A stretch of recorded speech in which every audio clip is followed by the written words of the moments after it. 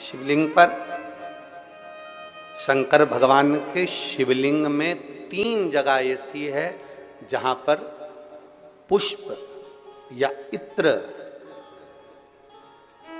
या बेलपत्र या सुगंधित पदार्थ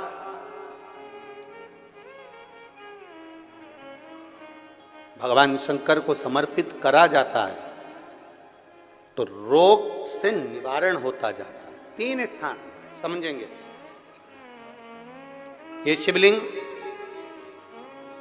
जलाधारी अशोक सुंदरी का स्थान मध्य में, इधर गणेश का स्थान, इधर षडानंद कार्तिकेय का स्थान।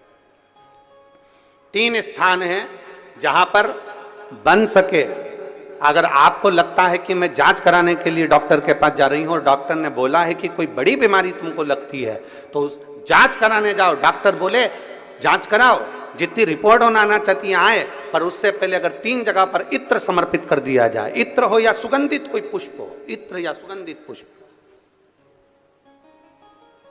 3 स्थान पर अगर इत्र समर्पित किया जाए तो वो स्थान और इत्र समर्पित कर कर आप जाओ फिर जांच कराओ, मना नहीं, पर वो 3 स्थान बताएगा। पहला स्थान अशोक सुंदरी और भगवान शंकर का जो शिवलिंग रखा है उसके बीच में जो अशोक सुंदरी और शंकर भगवान के शिवलिंग के बीच में एक जगह खाली पड़ी रहती है।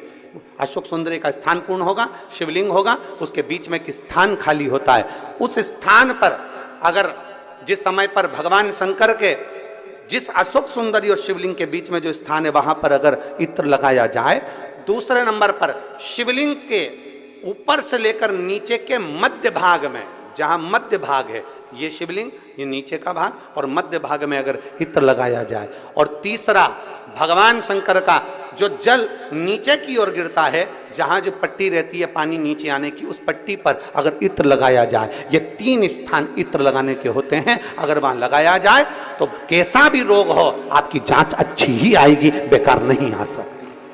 आप कितने ही करा लें उसको। एक शंकर भगवान के शिवलिंग का 3 जगह पर इत्र या 3 जगह पर सुगंधित पुष्प लगाया जाए।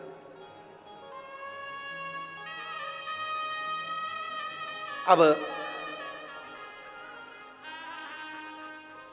जब आप लोग अभिषेक करने बैठते हैं या पूजन करने बैठते हैं या शंकर जी के मंदिर जाते होंगे, कौन कौन जाता है शिवालय? सभी लोग जाते हो?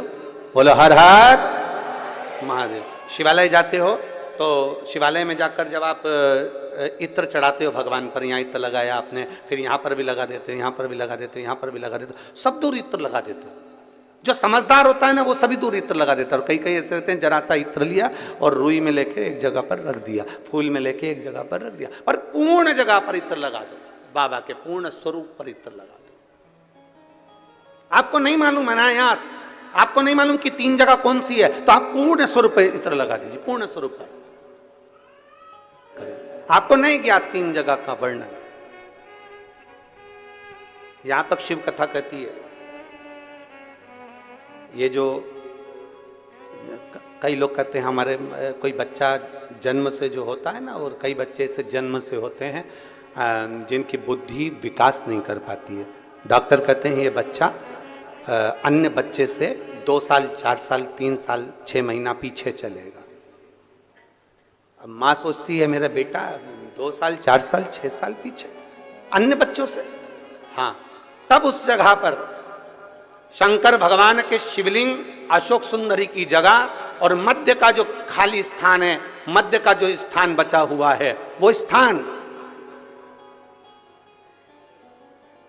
कई बार लोग कहते हैं गुरुजी ये पार्वती जी है, ये शिवलिंग है, ऊपर जो जलाधारी में से जल बह रहा है, शंकर जी की 5 लड़कियां हैं, जया, विषहरा, शामली बारी, दौतली देव, ये अशोक सुंदरी, ये गणेश कार्तिकेय का स्थान। जो बीच में अशोक सुंदरी और शिवलिंग के बीच में जगह है वो स्थान किसका है? शिव पुराण में इसका लिंग पुराण के अंदर वर्णन आता है कि वो स्थान भगवान शंकर की जो जितनी सती, उमा, कात्यायनी, कुष्मांडा, स्कंदा, जितनी महागौरी, जितनी माताएं पूर्व में रही हैं, इन माताओं का स्थान शंकर ने यहाँ रखा है। और वो स्थान ऐसी जगह है, अगर कोई बच्चा कितना भी पीछे है, डॉक्टर कह दिया इसको कि ये अन्य बच्चों से 2 साल पीछे, अन्य बच्चों से 4 साल, इसका विवेक काम नहीं कर रहा। एक छोटी सी बेलपत्र, एक छोटी सी बेलपत्र छोटी सी बेलपत्र लीजिए, छोटी सी, और उस छोटी सी